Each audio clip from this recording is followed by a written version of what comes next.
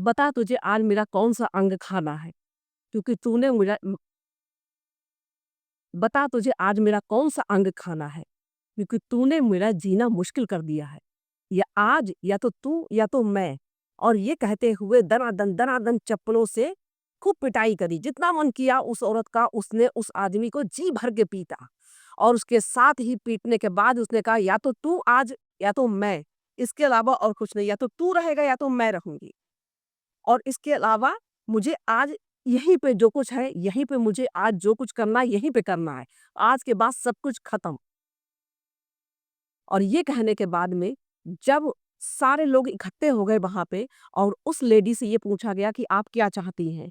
तो उसने केवल एक शब्द कहा कि जैसे मेरे बच्चे हैं वैसे इसके भी बच्चे हैं। तो मैं ये चाहती हूँ कि इसको कोई और सज़ा नहीं देना चाहती, मैं केवल इतनी ही सज़ा इसको देना चाहती हूँ कि इसका मुँह काला करके पूरे ऑफ़िस में इसको घुमाया जाए, पूरे ऑफ़िस में। तो बात ये जो है आज की नहीं है, समय इसको काफ़ी हो गया है, लेकिन आज वो चीज़ मुझे अपने पिता की कही हुई चीज़ें याद आ गई। क्योंकि समाज जो है भ्रष्ट है, समाज भ्रष्ट है और समाज का निर्माण करने वाला मनुष्य भी भ्रष्ट है। समाज का निर्माण करने वाला मनुष्य भी भ्रष्ट है और वो चाहता है कि दुनिया दुनिया चाहती है कि हम उसके तौर तरीके के आगे सर झुकाएं। हम जो भी दुनिया के बनाए हुए तौर तरीके हैं उसके आगे सिर झुकाएं। हमारा अपना कोई अस्तित्व ना हो। हमें जो कहना बोलना हो हम बिल्कुल बोले मत। और ये बातें जो है तब और सार्थक लगती है और सच लगती है और बहुत मतलब एक उस तरह से लगती है कि वाक़ई में कहा जाता है कि एक औरत औरत की दुश्मन होती है। जब औरत किसी औरत के लिए बोलती है तो कहा जाता है कि औरत औरत की दुश्मन होती है। लेकिन जब वही औरत, एक औरत दूसरी औरत के लिए, उसके मान-सम्मान, उसके इज़्ज़त के लिए अपना सब कुछ बर्बाद करते और इसकी कोई फ़िक्र ना करते हुए और उस औरत के मान-सम्मान को बर्बाद करने वाला कोई और नहीं, वो दूसरी औरत का पति ही हो, तब इसको आप क्या कहेंगे? और उस औरत के लिए क्या कहेंगे, जिसने अपने लिए कुछ नहीं सोचा और उस औरत के मान-सम्मान, हर मर्यादा, हर चीज़ की परवाह की और उसको बचाया। तो ये सारी बातें कहते हुए मुझे बड़ा रोंगटे से मेरे खड़े हो जाते हैं, लेकिन सत्य यही है कि दुनिया चाहती है कि उसके तौर तरीके आगे सर झुकाएँ। हम अपनेपन के आगे जब डटे रहते हैं और किसी की नहीं सुनते हैं, जब हम सत्य हो और अपनी निजता को पूरी शुचिता के साथ बरकरार रखें, हम अपनी जड़ें बिल्कुल ज़मीन से ज़मीन के अंदर बिल्कुल ज़मीन में लिपटी हुई अपनी जड़ों को रखें, बिल्कुल मजबूती से रखें। भले हम ऊपर से टूट जाएँ लेकिन हमारी जड़ से हम उखड़े ना। तो इसको क्या कहते हैं? क्योंकि हम सत्य हैं और सत्य के आगे हम झुकेंगे नहीं। परिस्थितियाँ चाहे कितनी भी प्रतिकूल हों और उन प्रतिकूल परिस्थितियों के आगे जब हम झुकते नहीं हैं, पूरे अपने सम्मान, पूरी ताकत और अपनी हर चीज़ को लेके खड़े रहते हैं और उसके बाद जब हम गिरते नहीं हैं और हमारी जीत होती है, तो वही हमारी असली जीत होती है। और हम जानते हैं कि हम सत्य हैं, हम सच हैं, तब और खुशी होती है। जब हम गिरते नहीं हैं, बिखरते नहीं हैं और दुनिया चाहती है कि हम बिखर जाएँ। और हम बिखरते नहीं हैं और सबके सपने चूर हो जाते हैं। और देखिए जो पेड़ कितनी भी तेज जब तूफान आता है, तूफान के आगे एक पेड़ खड़ा रहता है और खड़े होने के बाद बहुत सारे तूफान में ऐसे पेड़ होते हैं जो गिर जाते हैं। लेकिन कोई कोई पेड़ ऐसे होते हैं कि वो खड़े रहते हैं और खड़ा रहने वाला पेड़ जब तूफान शांत हो जाता है और वो वैसे ही खड़ा हुआ मिलता है, तो वो पेड़ ही जानता है कि उसने उस वो तूफ़ान आया, उसमें कंकड़ होंगे, पत्थर होंगे, उसके पत्तों को, टहनियों को तहस-नहस कर दिया होगा और फिर भी वो खड़ा रहा। तो वो पेड़ ही जानता होगा कि उसने क्या झेला और उसके बाद भी वो पेड़ जहाँ का तहाँ खड़ा रहता है। तो इसको क्या कहेंगे? और वो पूरे शान और पूरे गर्व के साथ। तो ऐसे ही पेड़ देखिए हमारे दादा, नाना, परदादा हमारा क कहते थे कि ये जो सामने पेड़ खड़ा है, इस पेड़ को हमारे बाबा भी कहते थे कि हमें नहीं पता कि ये पेड़ कब का है। तो समझ लीजिए कितना गर्व उस पेड़ के लिए कितने सम्मान और गर्व की बात ये होती है कि सदियों तक वो पेड़ खड़े रहते और उन्होंने जीवन में अपने जीवन में कितनी ही प्रतिकूल परिस्थितियां आई होंगी लेकिन फिर भी वो खड़े रहे। तो तब उनको आज कहा जाता है कि ये पेड़ सदियों पुराना है। उसी तरह से हमारा जीवन होता कि जब हम प्रतिकूल परिस्थितियों के सामने भी झुकते नहीं है, लोग हमें झुकाने की कोशिश करते हैं और हम झुकते नहीं है, लड़ते हैं, झगड़ते हैं उनके सामने सारी जो हमारी प्रतिकूल जो चीजें होती हैं उनसे हम कितने थपड़े खा के और कितने कष्ट पाके हमारे चोटें लगती हैं, हमारे मान सम्मान को ठेस पहुंचती है, हमारी आर्थिक स्थिति पे बहुत प्रभाव पड़ता है, हमारे बच्चों पे उसका प्रभाव पड़ता है, लेकिन फिर भी हम शान से खड़े रहते हैं और एक प्रतिकूलता के बाद में जब एक अनुकूलता भी आती है, तब चीजें जो होती हैं, वो जब तूफान शांत होता है, जब अनुकूलता आती है, तो वो चीज सार्थक होती है और हमें दिखाई देता है कि हम कहाँ थे और कहाँ आ गए और कितनी खुशी होती है उस समय। देखिए कोई भी चीज स्थिर नहीं होती है, समय बदलता है, वक्त बदलता है, वक्त किसी के लिए एक जैसा नहीं रहता है, वो बदलता जरूर है।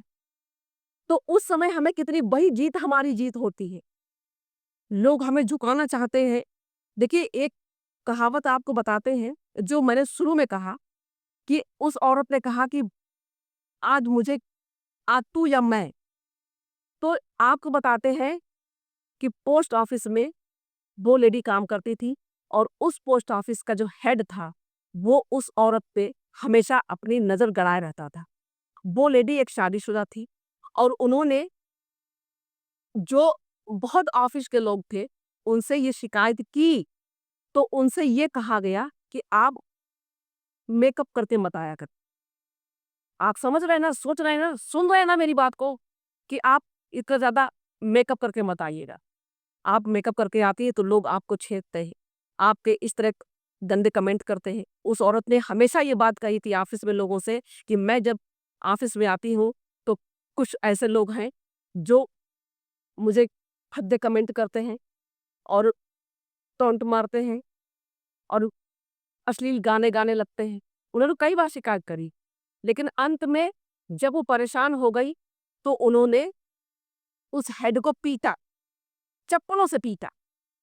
जब उस हेड ने ही ये बात कही कि सारी चीजें आप ही के साथ क्यों होती हैं और तो कोई शिकायत नहीं करता, आप ही शिकायत करती हो। तो ये बताइए वो लेडी शादीशुदा है, वो क्या श्रृंगार करना उसका पाप है?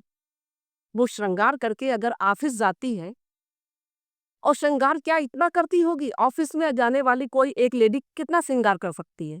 आप बताइए। अरे भाई बिंदी है, हल्की लिपस्टिक है और वो क्या कर सकती होगी?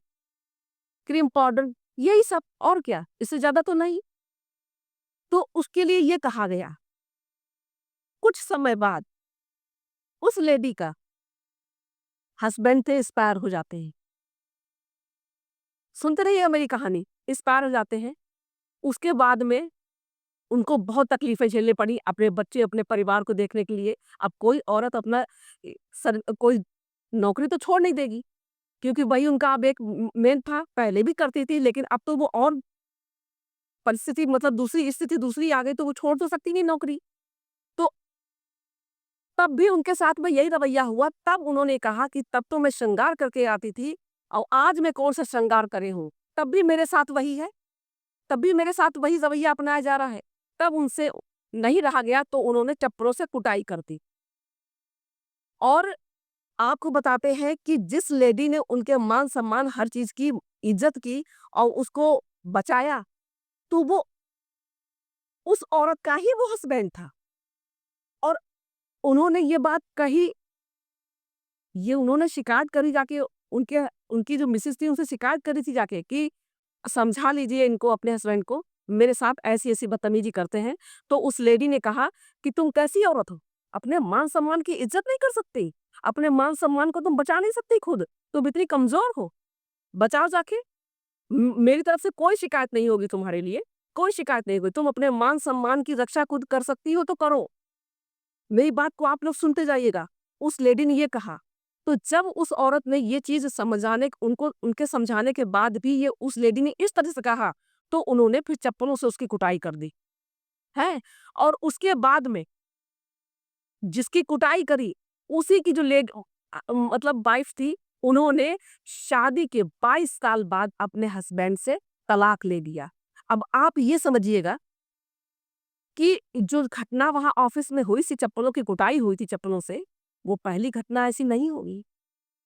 इससे पहले भी उनकी जो मिसेज़ थी, वो कई बार शिकायतें उनके पास आ चुकी होंगी, अपनी आँखों से वो देख चुकी होंगी, उनके सामने बहुत कुछ ऐसे वो आए होंगे, तब उन्होंने ऐसा कहा होगा और उसके बाद में उन्होंने उनसे तलाक लिया। तो ये बताइए उन्होंने अपने परिवार, अपने बच्चों का ख़्याल ना करते हुए उस आदमी से तलाक ले लिया, वो औरत अंदर से कितनी दुखी होगी, परेशान होगी तभी ना। तो यही चीज़ें होती हैं कि जब हम खुद अपने लिए नहीं लड़ सकते, तो हमारे लिए कोई लड़ने वाला नहीं है। हमें खुद खड़े होना होगा। इस समाज के आगे हमें खुद खड़े होना होगा, वरना हमारे साथ कोई नहीं है। और पूरी निजता जो है हम अपनी निजता को पूरी शुचिता के साथ बरकरार रखें, पूरी सच्चाई के साथ खड़े रहें।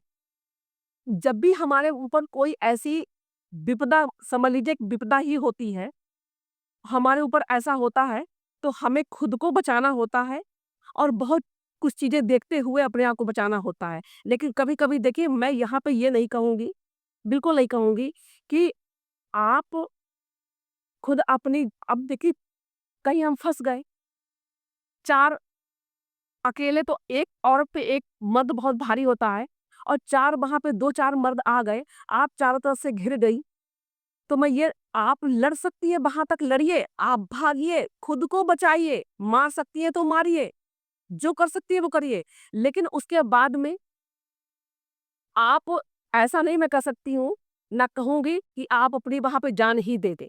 नहीं, बिल्कुल नहीं। देखिए आपत्तिकाल मर्यादा क्या?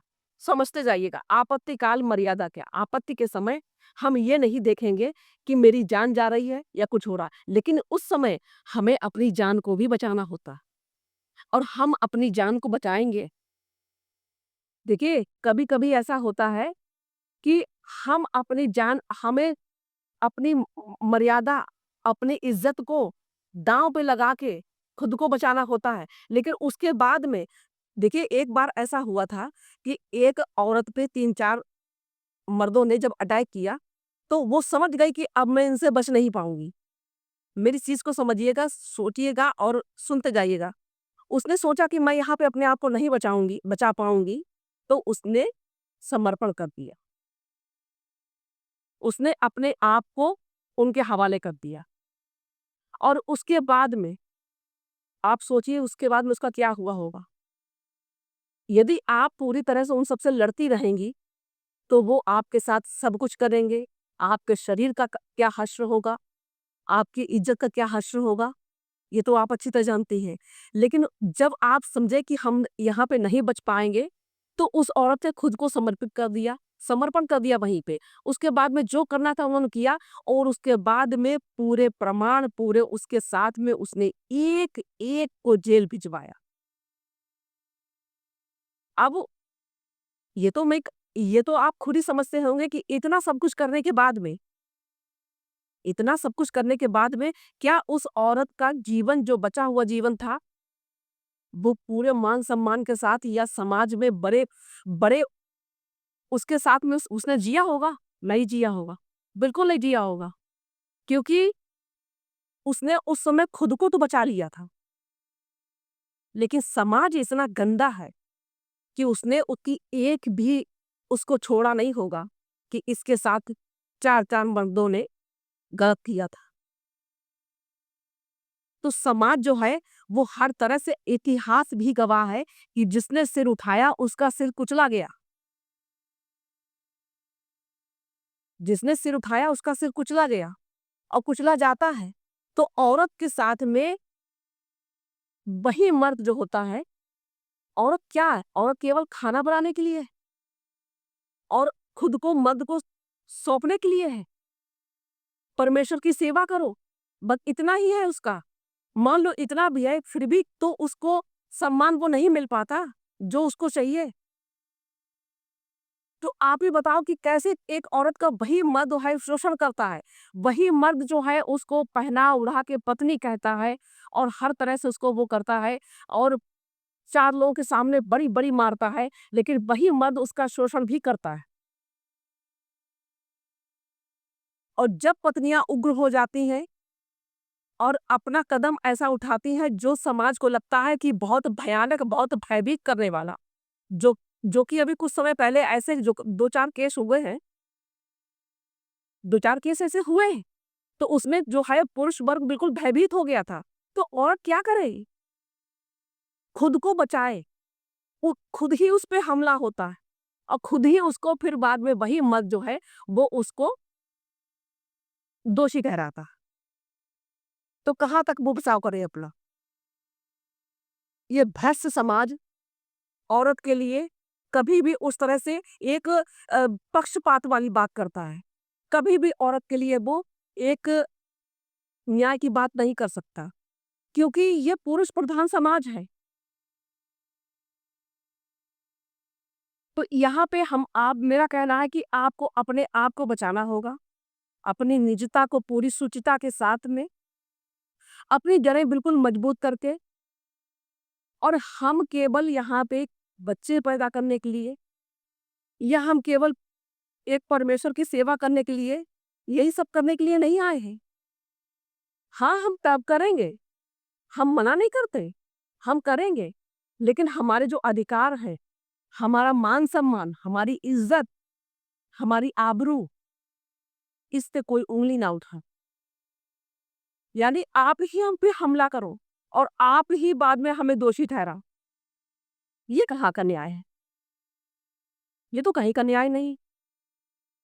लेकिन इतिहास गवाह है, इसी तरह से सदियों से महिलाओं का शोषण होता आया है और होता रहेगा। ये कभी भी इसको हम खत्म नहीं कर सकते। आप क्या सोचते हैं कभी इसको हम खत्म कर सकते हैं? कभी भी नहीं। तो ये लड़ाई हमें अपने अपने खुद की लड़ाई अपने लिए हमें लड़नी है और जहाँ तक हो सके उसको लड़िए, अपने आप को बचाइए। अपनी सुरक्षा हमें खुद करनी है, हमारे लिए कोई नहीं खड़ा। दुनिया चाहती है कि हम उसके आगे झुकें, उसके जैसे हो जाएँ, उसके तौर तरीके के आगे सिर झुकाएँ। और वहाँ पे हमें झुकना नहीं है, अपनेपन पे डटे रहना है, इसका स्वाद बिल्कुल अलग है, इसका अंदाज़ ही बिल्कुल अलग है। जब हम अपनेपन पे डटे रहते हैं, जब हम सही होते हैं और वही हमारी असली जीत होती है, यही हमारी असली जीत है। और जब प्रतिकूल परिस्थितियाँ हों, वहाँ पे हम डट के खड़े रहें। उसके बाद में जो अनुकूलता आती है, प्रतिकूलता के बाद जो अनुकूलता आती है, उसका स्वाद बिल्कुल अलग है, भिन्न है स्वाद वो। वो केवल वही जान सकता है जिसने वो आंधी-तूफान के थपेड़े झेले होंगे, वही जानता है। तो मेरी आपसे गुज़ारिश है कि अपने लिए लड़ो, दुनिया के तौर-तरीके आगे सिर नहीं झुकाना है, दुनिया जैसा नहीं बनना है। अपने आप को साफ-सुथरा रखो। यदि हम साफ-सुथरे हैं तो किसी की मजाल नहीं है जो हमें गलत कह सके और गलत कहेगा तो कब तक कहेगा? उसका भी एक समय होगा। हमेशा वो हमें गलत नहीं कह सकता। तो कैसा लगा वीडियो हमारा? और अच्छा लगा हो तो ज़रूर कमेंट करिएगा। जय श्री राम, हर हर महादेव।